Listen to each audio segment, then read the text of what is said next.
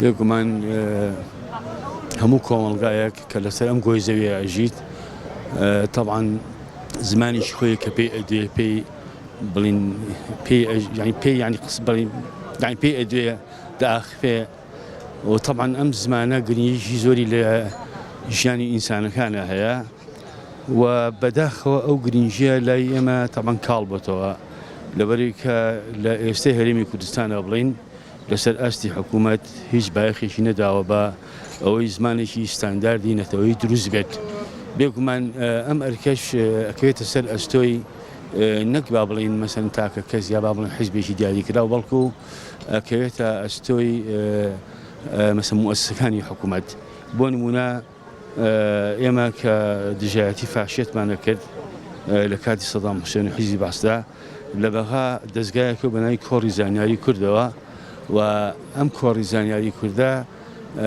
لەگەڵ ئەوەی کە سانسۆر یەکسەر هەر بڵاوکرا و ناویلکە و کتێبێک سەبارەت بە حتا لە ڕووی با بڵین ڕێنووسیشەوە جگە لەوەی با بڵین مەسن ئەو ینی ئەو ینی جگە لە پاراستنی ئەو ناوەڕۆخی کە هەیبوو ئینجا با بڵین چاکردنەوەی مەسەن ڕستەکان و ینی هەوڵێک درا بۆ ئەوەی کە سەرجەم ناوچە جیاوازەکانی کوردستان بە یەک ئاراستەیە بە دیالێکتێکێکی زاڵ بەڵام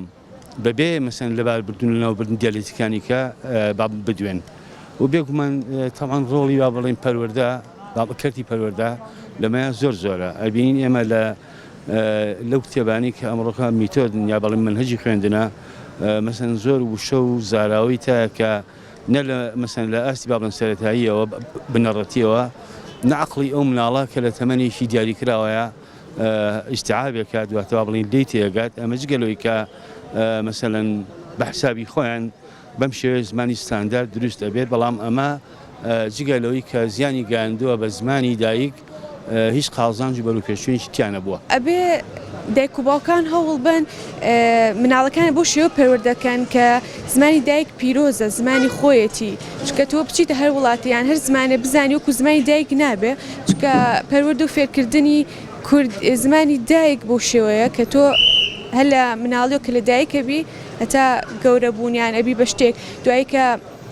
ئەچیتە هەر شوێنێک بە زمانی کوردی قسە بکەی بۆی ئەوە مۆرکی نەتەوەتی تۆیە بۆ شێوە باشتر ئەو مناڵانێک کە یعنی هەمانە ئەبێ بە زمانی کوردی بە هەموو نوعی فێریان بکەین کە بیپارێزیە زمانی کوردی ئێتش پەروەردەیەکەین بە زمانی کوردی و بەشتی جوان پێیان ئەڵێن ئاوا بکە و ئەو زمانە ئەوە جوان بێ لەگەڵ هەموو کەسێکە یعنی بیپارێزی ئێتی یعنی قسەی خراپ نەکەی ئەو زمانە شتی باشی پێ بڵێ سەرەتا گرنگی زمانی دایک لەوە دەست پێەکە کە هەموو وڵاتێک یاخود هەموو نەتەوەیەکە بێ زمانێکی تایبەت بەخۆی هەبێت بۆ پاراستنی ئەو مۆرکە پێویستەکات ئەو ڕۆڵەکانینا ئەو تاکو کۆمەلگایە هەڵی پاراستنی بن یاخۆ توانم بڵێم ئەبێ هەوڵی بە جیهانگیرکردنی بدەن بۆی بچێتە ئاسێکی عالەمیە وەکو چۆن ئێستا زمانی ئەتوانین بڵێن لە شەرق لە ئەوسەتە دوو زمان زۆر بە جیهانی ئیشی پێکرێ ئینگلیزی و عەرەبیە کاتە بۆ پاراستنی ئەم زمانە ڕۆڵەکانی و تاکە چیان کردووە کاتە پێویستەکە هەموو تاکانی ئەم کۆمەلگایە لە کوردستان ئەو هەنگاوە بنێن بۆ مانەوەی ئەو زمانە پێویستەکە لە دایانگەکان لە قوتابخانەکان لە ناو زانکۆ و پەیمانگاکان لەو جێگا دامەزراوانی کە لە کەرتی حکومیە ئیشەکەن یاخود لە کەرتی تایبەتە زمانی دایک زۆر ئەهمیەتی پێ بدرێ جا دواتر ڕاهبیات بچێتە سەر زمانە عالەمیەکان ئەمەش بۆ کرێ کاتێک تۆ لە دامەزراوەیەکە ئیشەکەی زمانی بێگانە نەکرێتە هەلی مەرج بۆ وەرگرتنی مۆزەفێک ئێسەوەکو چۆن ئەتوانم بڵێم هەموو هەلی کارەکان لەناو هەرمی کوردستانە ئەوە مەرجێتی زمانی کوردی ئینگلیزی فارسی عەرەبی یا بۆنە دووسێ زمان بزانێ ئینجا گەری وەرگرتنە دەیە کەواتە ئەمە لێر داواکە زمانی کوردی هەتا بێت بەڕوودەوە بڕوە